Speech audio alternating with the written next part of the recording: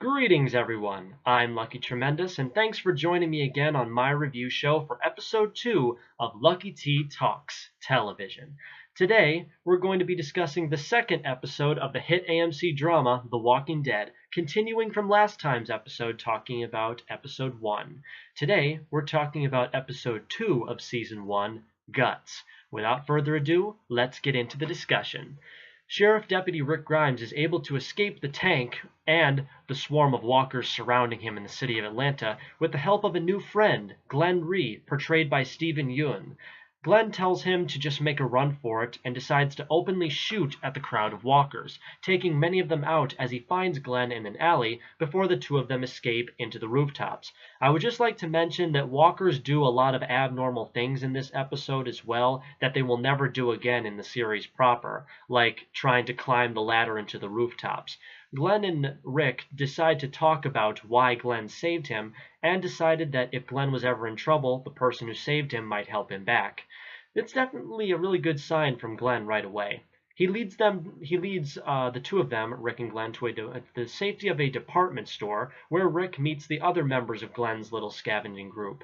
Merle Dixon, portrayed by the awesomeness of Michael Rooker, you may know him from Guardians of the Galaxy, both 1 and 2, he is a belligerent racist and immediately gives off a bad apple vibe.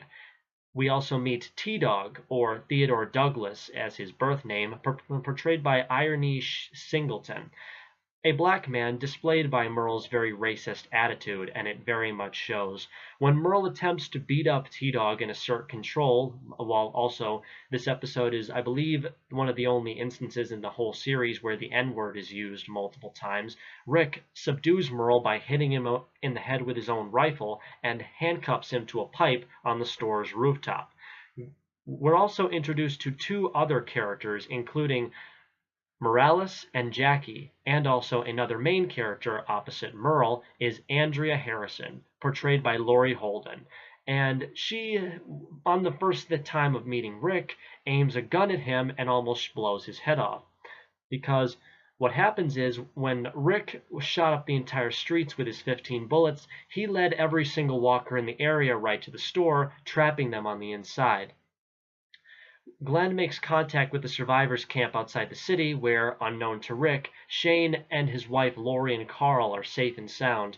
Lori and Shane still believe Rick is dead for the majority of the episode, well, all the episode, and they've begun a romantic interest with one another. Ooh, the plot thickens, my friends. As the walkers swarm outside the building, the group discovers a possible escape route through the sewers, but when Glenn and Morales go to check it, it's completely cut off. Rick and Andrea engage in some character development, as well as Merle and T-Dog. Merle tries to talk T-Dog in setting him free, but of course T-Dog sees right through his very vulgar and very brash act and decides not to let him go. Andrea and Rick get into some funny and witty conversations about, her almost shooting him and all, but Rick tells him, "Next time, though, take the safety off." The comedy in this scene is completely hysterical. Rick spots a box truck nearby that they could use to escape in. However, they see that they'll never make it past the herds on the street. Rick and Glenn cover themselves in the blood and viscera of a dispatched walker to mask their scent from the other walkers as they walk through the streets. And this scene was actually considered so bloody and so mature that certain countries won't even air this part of the episode and instead edit it out altogether. The scene where Rick chops up the body of a dead person with an axe. I can certainly understand why, because it's certainly a sickening scene to any person who's never seen this episode before, but as the series goes on, this kind of gore is actually par for the course, so buckle up your seatbelts, kids. As Rick and Glenn start to walk through the streets, it soon starts to rain, washing away the walkers' scent. And Rick and Glenn make a break for the truck after the walkers discover their secret, and are now weirdly fast running after them. Even though they're called walkers, they're fast running.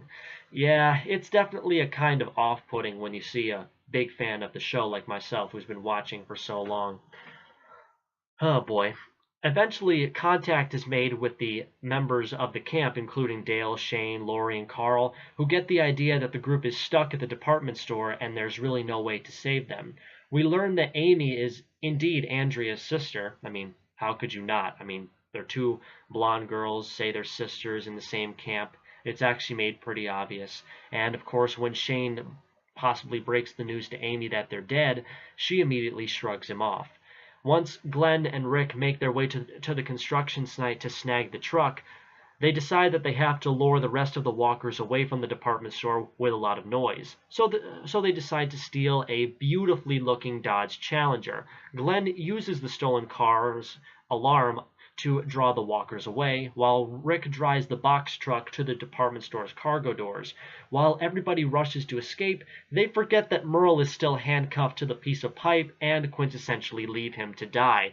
Except for T-Dog, who at the very last second has a change of heart and decides to free the racist asshole. However, T-Dog accidentally falls and drops the handcuff key down a sewage drain on the roof, and they are forced to abandon him as Merle is screaming at them that they'll burn in hell for this. However, T-Dog, feeling once again his awesome change of heart and seeing just how much of a noble guy he really is, secures the roof's access door with a very heavy chain to give Merle some kind of protection in case they might want to come back for him. The remaining group travel with Rick back to the survivors' camp, with Glenn following close behind as the Dodge Challenger's car alarm is actually used as a nice beat to a country song as Glenn happily yells at the top of his lungs how awesome it is to ride this car with no speed limits. He finally gets to let go, and it's one of a very awesome, touching scene as the episode ends. Not gonna lie, guys, Guts is a really great episode.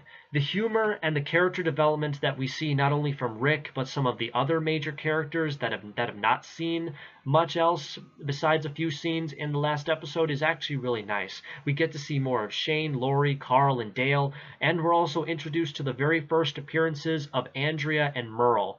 And gotta tell you, these characters become crucial for the first few years, as they're basically some of the founding pillars that this show is based off of. The ingenuity of these survivors in the case of extreme peril is actually quite astounding.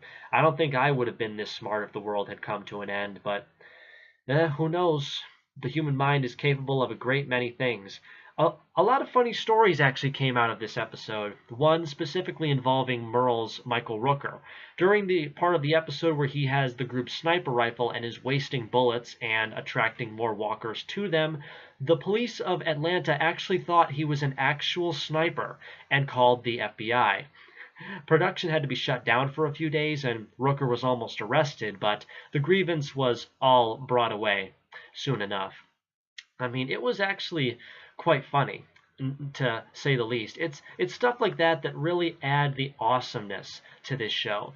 And it should also be worth mentioning that, like Jeffrey DeMunn, who is a frequent collaborator of the show's current showrunner Frank Darabont, Laurie Holden is also one as well, having appearing in movies such as The Fog, The Mist, stuff like that. We're also introduced to some of the minor characters that we'll be seeing throughout the rest of the season, including Jim, including Morales, and of course T-Dog.